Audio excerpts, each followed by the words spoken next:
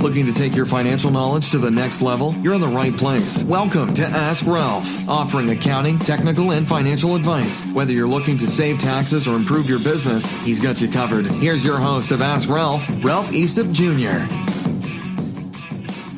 Hello and welcome back to the Ask Ralph Show as we wrap up our 54 Ways to Save Money. This is a 7-part series. Again, we're talking right from the americasaves.org website. This is something put together by the Consumer Federation of America. I definitely encourage you to go look at it. They seek to motivate, encourage, and support low to moderate income households to save money, reduce debt, and build wealth. And that's what we're all about on the Ask Ralph Show. Our goal is to help you improve your financial well-being. We've got a wealth of podcasts out on our website, AskRalph.com.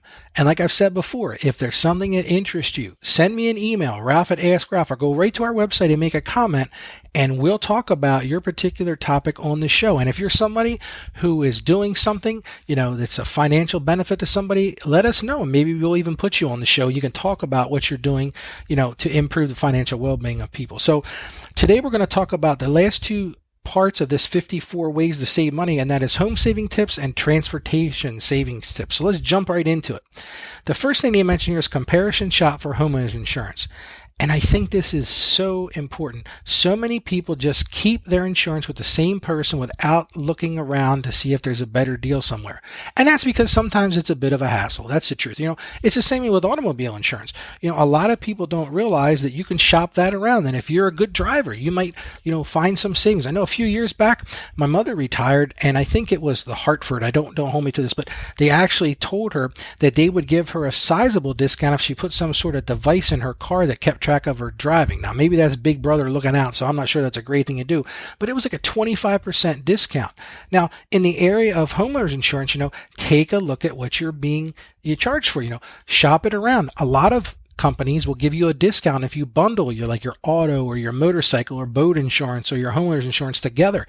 So think about that and look at, what coverages you have. Do they make sense, for your current situation? Insurance is a great thing to have, but I think sometimes people are overinsured and we pay for insurance that we may never use. So sit down, go over it, compare, 3 or 4 companies, do some comparison.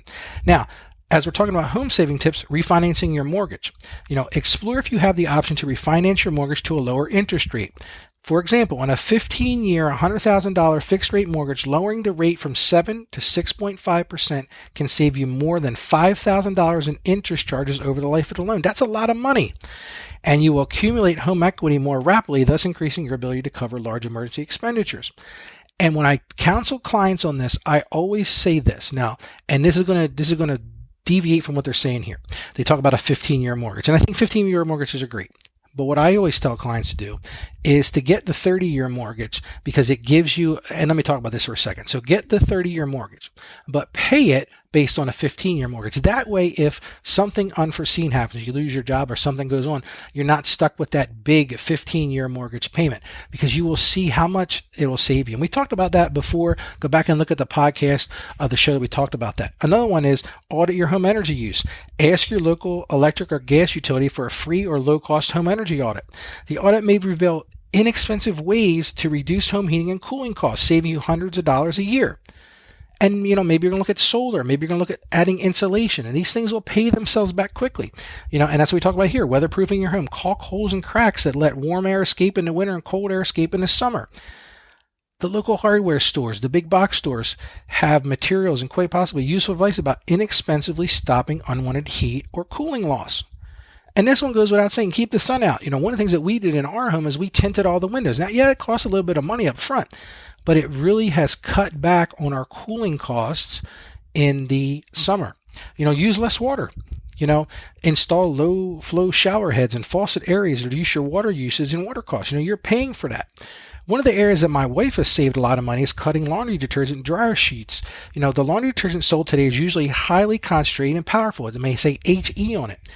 Use the small suggested amount. Often you can use less than what's on the bottle and still get clothes clean. In many cases, using less actually washes more effectively because there's no leftover soap in your clothes. And tearing your dryer sheets in half gives the same results for half the price. Now, my wife actually switched to, I think it's called a dryer ball, which is even less costly. And then the other thing is lower the temperature of your water heater to 120 degrees. Now, I'm not a plumber, so make sure you talk to somebody who knows what they're talking about here, or like we did, consider getting an on-demand water heater. Now, the final of the 54 ways to save money are transportation savings tips. And we talked about this a little bit a few minutes ago. Comparison shop for auto insurance. Before renewing your existing auto policy each year, check out the rates of competing companies. And another thing I want to encourage you to do is take a look at your actual coverages. The company that we use whenever we renew or whenever we add a new vehicle or take a vehicle away, they're very good about adding extra coverages on that I don't need. For example, the last time I added a car, my son started driving, they added mechanical breakdown insurance, they added rental reimbursement, they added a bunch of things, and it just automatically, and you just see that premium, okay, well, my premium went up a little bit. But dive into it, take a look at it, make sure that the deductibles make sense to you. Do you need rental coverage? Do you already have another car that you could use instead? Do you need mechanical breakdown insurance, or is your warranty already covered that? And make sure that you're getting the insurance you need, but not getting the insurance that's that you're paying for that you're never going to use. And what goes alongside of this is invest in car maintenance. And I broke this rule when I was younger. My dad had bought me a nice new car, and I never took it to get an oil change. And one day I'm driving along and the engine seized up. Now, that was a $3,000 or $4,000 repair that I could have totally prevented by going and getting the oil changed. Make sure your engines are oil changed and tuned up. Make sure your tires are properly inflated. I remember as a young driver how many times I wouldn't even care about that. But that is a key thing.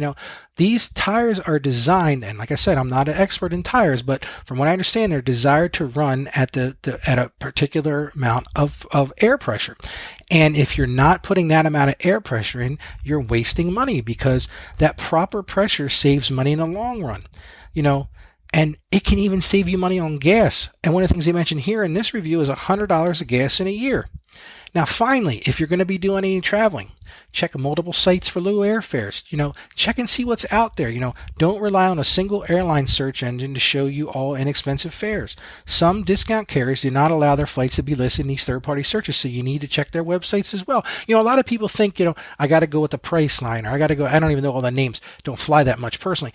But just because it's on this third-party site doesn't necessarily mean it's the best price. You may be better off to go in directly to United site or American site or one of the other airlines and comparison shop that. Just because it's on a third-party website that we're going to get you the cheapo air or something like that. It's not necessarily the case.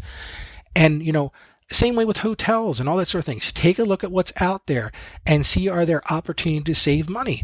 And maybe it's a timing issue. Maybe you plan a vacation when it's not the top of the season or something like that. All of these things are ways to save money. And like we've mentioned before, don't just save the money, but put the money into savings. And that's the key to this whole thing. So if I can mention anything, the 54 ways to save money, the whole purpose of this is to save money, yes, but then to take that money that you're saving and put it aside for a rainy day, or put it aside for your future. That's the only way you're going to get ahead and increase your personal wealth.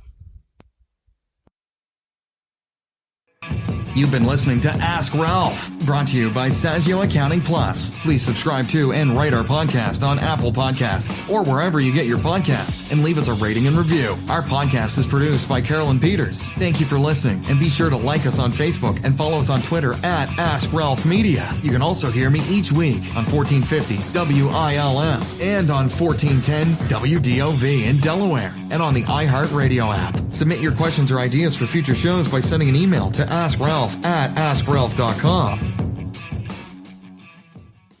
The information contained in this episode of Ask Ralph is based on data available as of the date of its release. Sagio Accounting Plus and Ask Ralph Media Inc. is under no obligation to update this content if changes occur. Applying this information to your specific situation requires careful consideration of all facts and circumstances, and any information provided is not to be considered as financial, tax, or legal advice. Please consult your tax advisor or attorney before acting on any material covered.